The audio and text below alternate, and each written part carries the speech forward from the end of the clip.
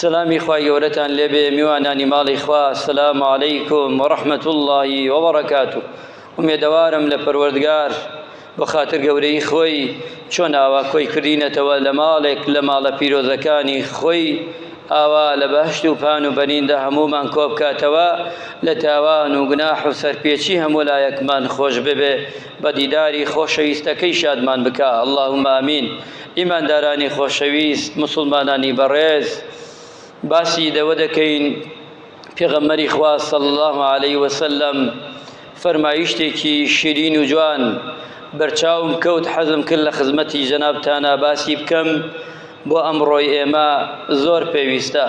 پێغەمبەری خوا صلی الله علیه وسلم پێمان ئەفەرمێ لەو حەدیسەی کەوا لە موسلم هاتووە و هەروەها لە سەحابەی نازداری پێغەمبەری خوا صلی الله علیه وسلم جابر گێڕایەتەوە، ئاماژەمان پێ دەکا و دەفەرمێ وریابن زۆر جار کە دوعا دەکەن دوعای پاک و چاک و باش بکەن، بەڵام وریابن لە هەمان کاتە ئەم دوعانە مەکەن لە خۆتان، چکە دوعا یەکێکە لەوانەی کە سیلاحی مسلمانە، چەکی دەستی من و تۆی ئەمڕۆ. ئەو دوعایە زۆر شتمان بۆ دەکا، پاڕانەوە لە خزمەتی خوادا.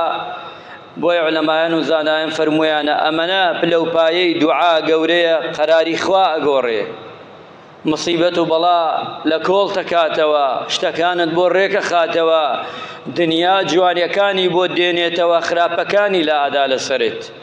پێغەمبەری خوا فەرمی عەلەیهی السەلاة وەسەلام، جابر گێڕێتەوە فەرمێ پێغەمبەر فەرمووی صلی الله علیه وسلم لا تدعوا على أنفسكم ولا تدعوا على أولادكم ولا تدعوا على أموالكم. أفرمي پیغمبری خوا صلی الله علیه وسلم واتا دعا لخوتان مکن و دعا لمناڵەکانتان مکن و دعا لماڵتان مکن. ئەوەی هەتانە، چکە پێغەمبەری خوا فەرمێ ئێوە نازانن چی کات و ساعتێک دوعای خوای پەروەردگار کە تۆ دوعاکە لە دەمە دەرئەچێ قبوڵ ئەبێ، لەوەی ئەو دوعایانە گەگیراو بێ ئەو کاتە ماڕماو دەبی. کاتێ دوعا لە خۆت دەکەی خۆت لە ناو دەچی، دوعا لە مناڵەکەت ئەەکەی ژرگت دەستێ، دوعا لە ماڵەکەت ئەەکەی خۆت یاشی. هەرچەنێ ئینسان مرۆڤ کۆنتڕۆڵی هەتا لە دەست نەدات و ڕەبێ هەرچی بێ، نابێ بگێتەوە ئاستەی کە ئەلفاظێکە وشەیە بەسەر زاریا بێت خوات و ڕەبکە. زۆر جار ئەمە بەسەری هەموو لایەکمانە دێ، کابرا دوعا لە خۆیەکە، خوایە بمکوژی، خوایە لە ناوم بدەی، خوایە مناڵەکەم سیارەی لێیدا، خوایە مناڵەکەم ڕۆیژ نێتە دواوە، خوایە ئەمە کەی ژیانە، خوایە بیبڕی، ئەمە کەی ماڵە، خوایە داتە بە من، خوایە بیبڕی. ئەمە زۆرە وتێ ئیمانداران، ئەبێ وریابین. زۆر کات بیستومانە منداڵەکەی تووشی حادیسە بووە، خۆی تووشی حادیسە بووە، دوای لای خۆشەویستانی خۆی ئەهلی سقە گێڕایەوە و تێتی سەبەبکە و هۆکارەکە خۆم بوومە، چونکە خۆم زۆر دوعامە کرد، دوعامە کرد مناڵەکەم لە ناو بچێ، ئەوە کردم و ڕۆیشت بە دوعاکان سەری خۆم خوارد، دوعام کرد هەر هەموو ڕۆژێ ناشکوری خوامە کرد، ئەو نیعمەتانەی خوا دای پێم هەمووی لێ سەندمەوە،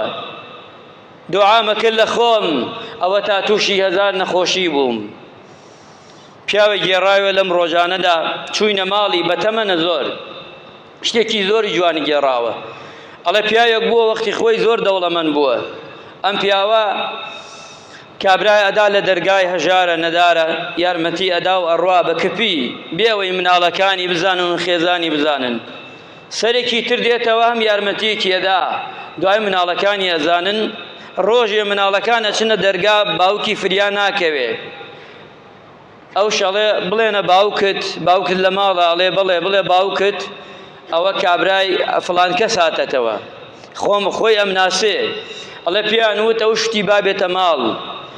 باوکی هاتە ماڵ و دایناوتی کوڕم ئەم پیاوە هەرچی گەرەکوبی دەنێ. لێی پرسی چیتەوتی زۆر برسیمە، نانێکیاندا پێی، دوایە داوای میوە و خەضراتی کردەوەیاندا پێی، چاییاندا پێی، ئیتر ئەوەی داوای کرد لەو ماڵا دایان پێی. دوای ڕۆیشت و بە جوانی و بە تەقدیر و احترام خستێ ڕێیان پیاوە، هەتا بەردەم دەرگا هاتنەوە مناڵەکان ڕوویان کرد لە باوک وتیان باوە ئەم پیاوە تۆ نایناسی کابرایە فەقیر جلێکی شڕ لەبەریدا جلێکی نا بڵێن وە خۆمان جلێکی جوان نییە لەبەریدا نایناسی نەئەتناسێ تۆ یەکسەر فەرموو لێکرد هاورتە ماڵەوە وتی کاتێ ئەو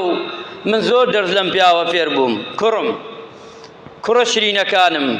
ئەم پیاوە دانیشتووە چەند دقەیەک لەگەڵ من و توودا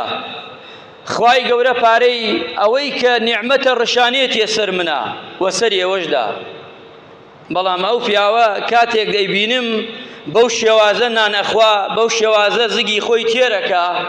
و هیچ راحەت پاڵ ئەداتەوە جلێکی شڕ بەڵام نانێکی تێر وەتر غەمی بەیانی نییە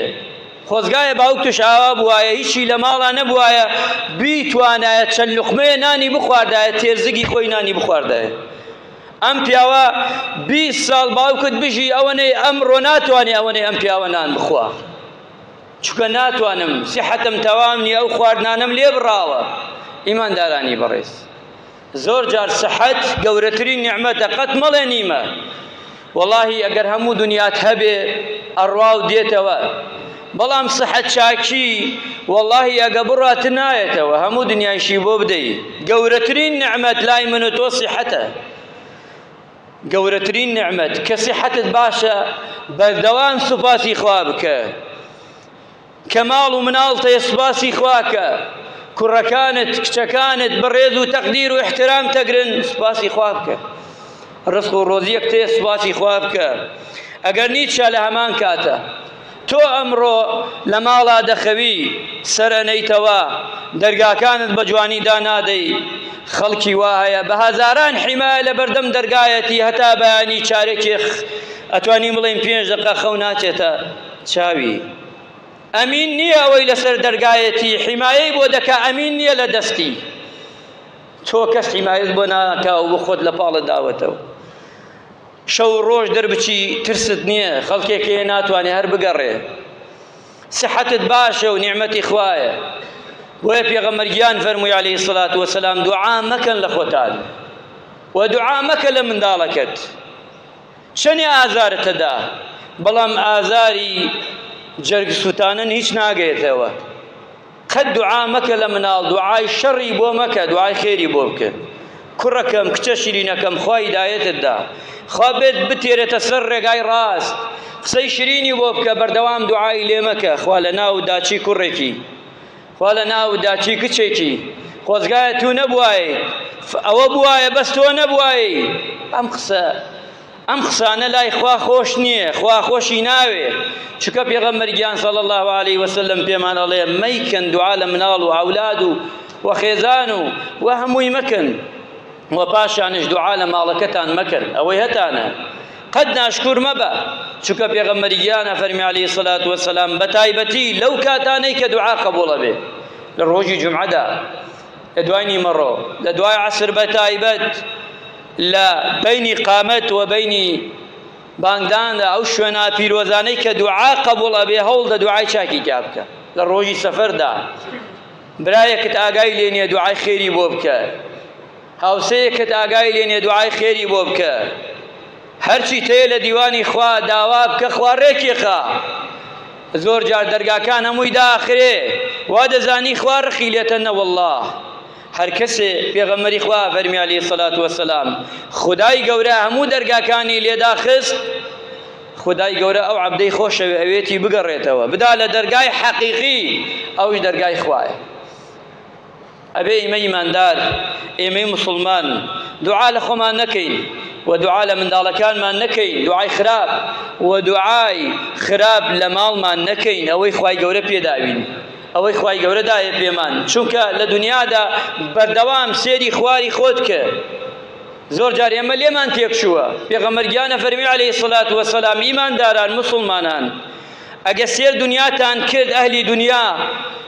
سێری خواری خۆتان بکەن سێری سەری خۆتان مەکەن بۆ دنیا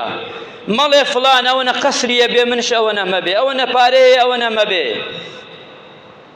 سێری خواری خۆت کە بۆ دنیا بەڵام سێری قیامەتت کرد سێری سەری خۆت بکە ڕازی مەبە لە خێرداکەم بەڵکو زیاتر هەوڵ بدە. ئەمە تەرازووی خوایە بە پێغەمبەرەکەی ناردووێ بۆ من و تۆ. بەڵام بەداخەوە ئەمڕۆ خەڵک عەکسی کردەتەوە، بۆ دنیا سێری سەری خۆیەکە. من ئەوە نەمەیە، براکەم ئەوە نەهەیە زیاتر، چۆن نەبێ من ئەوە نەمە بێ، خزمەکەم ئەوە نەهەیە، دراوسێکەم ئەوە نەهەیە بێ من زیاترم هەبێ. ئەمە کردێتە قەپانێک، تەرازوویەک بۆ خۆی لە دنیادا، بەڵام ئەسڵ ئەمە نییە. ئەسڵ ئەوەیە کە بۆ قیامەت وابێنەک بۆ دنیا. بەڵام دنیا شەوڵی بۆ بدا، مانایەوە نییە دەستی لێ بەردات و تەواو، نا، بەڵکو بۆ دنیا شەوڵدە، بە حەڵاڵ، بە پاکی، بە جوانی کۆی کەیتەوە. ئیماندارانی بەڕێز، کەواتە پێغەمبەری خوا صلی الله علیه وسلم زۆر گرنگە دوعا لە منداڵ لە خۆمان و لە ماڵمان نەکەین، و دوعای خێر و چاکە بۆ هەموو لایەکمان بکەین. ئەمە گرنگە، چونکە پێغەمبەری خوا صلی الله علیه وسلم فێرمان دەکا، یان ئامۆژگاریمان دەکا خوای گەورە ڕەحم بە هەموو لایەکمان بکە، خوای گەورە ڕەحمان لێ بکە. خودی خۆمان ئەوەی نەخۆشە، ئەوەی نەدارە، ئەوەی قەرزارە، ئەوەی کێشەیەکی، ئەوەی گرفتێکی، خودایە لێتە پاڕێینەوە. نازی دڵە پاکەکانمان بۆمان جێبەجێ بکە. یا الله خوای لێتە پاڕێین و ڕەحم بە مناڵەکانمان بکەی، خوای لێتە پاڕێین و ڕەحم بە ماڵمان بکەی، بە خێزانمان، بە قەوم و ئەحباب و خۆشەویستمان، بە دراوسێ و گەڕەکمان، بە ئیمانداران و مسلمانان، بە وڵاتمان. ئامین ئامین والحەمد لله رب العالمین.